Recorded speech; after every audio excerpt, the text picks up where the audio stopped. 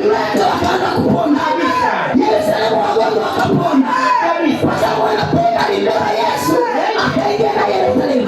Na leo umebebeshwa mkono, uingie na nyumbani kwako. Hata kama kuna magonjwa yanaenda kuisha, hata kama kuna ukipaya unaisha, hata kama kuna shida inaenda kuisha. Haleluya. Kila mmoja atamani kuwa kama yule mwanapunda aliyembeba Yesu akaingia na Yerusalemu. Haleluya. Mwanapunda alipoingia Yerusalemu huko akimbeba Yesu, nimetoka na kutembea. Haleluya. Haleluya. Ndipo wakaanza kuona masikini wakainuliwa. Haleluya. Na wewe ukikubali kubebesha uwepo wa Bwana Yesu kama mwanapunda alimbeba Yesu, wewe unanisikiliza, kuanzia leo unapoenda nyumbani kwako, kama kuna mgonjwa ukifika pale utamkuta amepona. Kama kuna mgonjwa unamkuta amelala anashindwa kutembea, utamkuta anarukaruka, unamkuta anakimbia. Haleluya.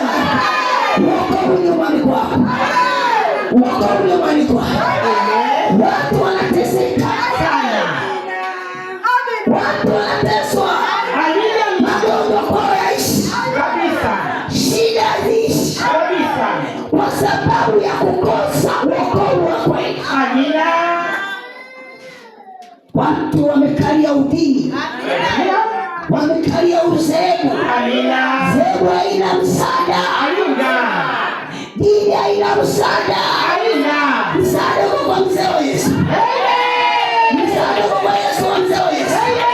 Na leo nakuhakikishia, hata kama ni mara yako ya kwanza kufika hapo kwenye madhabahu ya mzee Semwende, ninakuhakikishia leo wokovu unaenda nyumbani kwako. Leo wokovu unaingia nyumbani kwako, na wewe mwenyewe unaenda kufanyika kuwa msaada nyumbani kwako. Wewe mwenyewe unaenda kufanyika kuwa ukombozi nyumbani kwako. Fungua moyo wako, fungua moyo wako. Bwana Yesu aingie. Fungua moyo wako, Bwana Yesu aingie nyumbani wako, akae ndani yako, na wewe ukae ndani yako, ili na wewe ukiingia na ukoo, kama kuna magonjwa ya ukoo yanaisha.